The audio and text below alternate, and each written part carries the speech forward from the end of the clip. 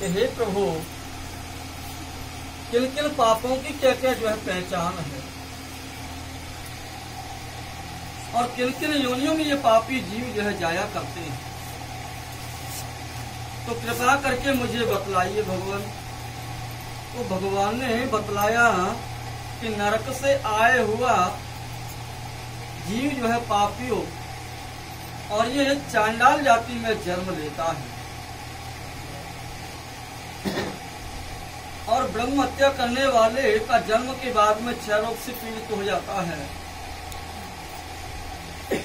और गौ को मारने वाला कोबड़ा बनता है, मूर्ख होता है, कन्या को बेचने वाला कुष्ठ रोगी होता है।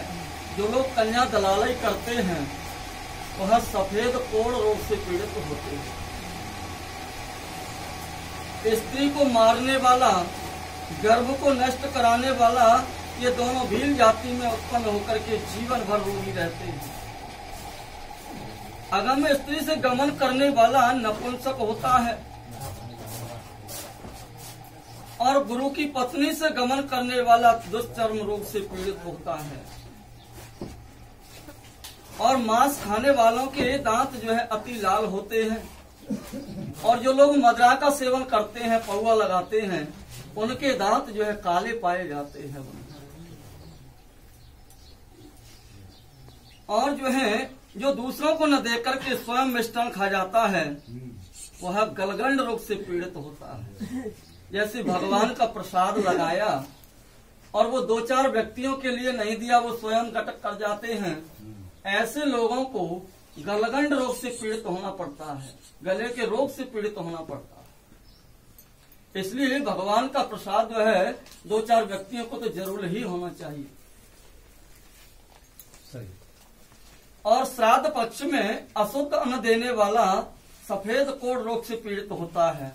यानी ये श्राद्ध पक्ष चल रहे हैं, पितृपक्ष चल रहा है, और इसमें कोई जो है अशुद्ध वस्तु का कोई दान करता है, ऐसी वस्तु का दान करता है कि जो वस्तु हमारे काम तो कोई आ नहीं रही है, और इस वस्तु का दान हम दूसरों के लिए कर दें, ऐसे दान से सफेद कोढ़ रोग से पीड़ित होते हैं। अरे दान वही होता है कि जो चीज हमारे काम आ रही है तो वो दूसरों के भी काम आ सकती है। हम ये सापी का दान करते हैं, लेकिन ये सापी जो है हमारे काम नहीं आ रही, तो वो दूसरों के क्या काम आ सकती है? चाहे दान करो, थोड़ा बहुत करो, ज्यादा नहीं, थोड़ा करो, लेकिन वो ऐसी वस्तु का दान करो कि वो दूसरा आदमी जो है प्रयोग कर सके उसका। और गुरु का अपमान करने वाला मृगी का रोगी बनता है, और वेद शास्त्रों की निंदा करने वाले को पांड रोग होता है, पीलिया रोग होता है। झूठी गवाही देने वाला गूंगा बनता है। जो लोग झूठी गवाही देते हैं वह गूंगा होते हैं, बहरा रोग से पीड़ित होते हैं। भैया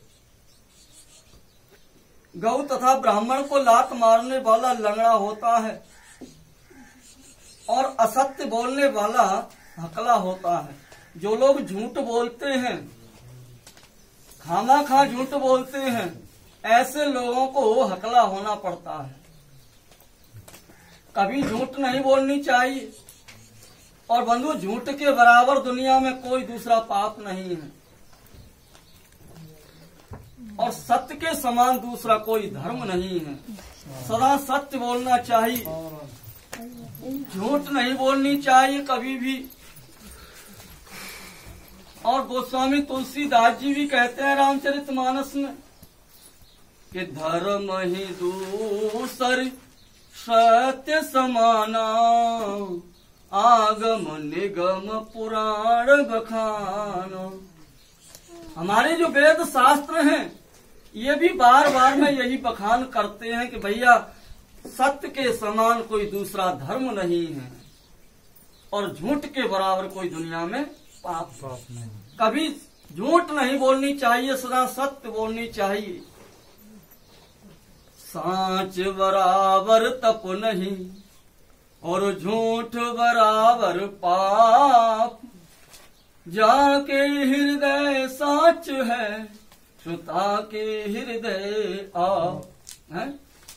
जिसके हृदय में सत्यता होती है उसके हृदय में तो बंधु परमात्मा का निवास होता है। इसलिए कभी भी झूठ नहीं बोलनी चाहिए, सदा सत्य बोलनी चाहिए। हाँ, एक जगह पर झूठ बोल दो, वो झूठ नहीं है, वो सत्य है। अगर हमारी झूठ बोलने से किसी दूसरे की अगर जान बचती हो, वहां झूठ बोल दो, वो झूठ नहीं, वो सत्य है। हमारी एक झूठ बोलने से किसी दूसरे का घर अगर बसता हो, उस जगह पर झूठ बोल दो बंधु, वो झूठ नहीं है, वो सत्य है। क्योंकि एक से दो होंगे, दो के चार होंगे, वो झूठ नहीं है, वो सत्य है। लेकिन बंधुओं खामा खा झूठ तो नहीं बोलनी चाहिए। लेकिन भैया ये कलयुग का जमाना है, और कलयुग में तो लोग आगे जो है सुबह से शाम तक झूठ बोलते रहते हैं। झूठ ही लेना, झूठ ही देना, और झूठ ही भोजन झूठ चबे। अरे बात बात पर झूठ बोलते रहते हैं। और आयतों के होती है कि इतनी भी झूठ बोल जाते हैं कि खामा खा कि भगवान को भी बेच करके खा जाते हैं बंधु। हाँ, अरे हम उस गलत काम को करते जाते हैं और कोई दूसरा व्यक्ति पूछता है कि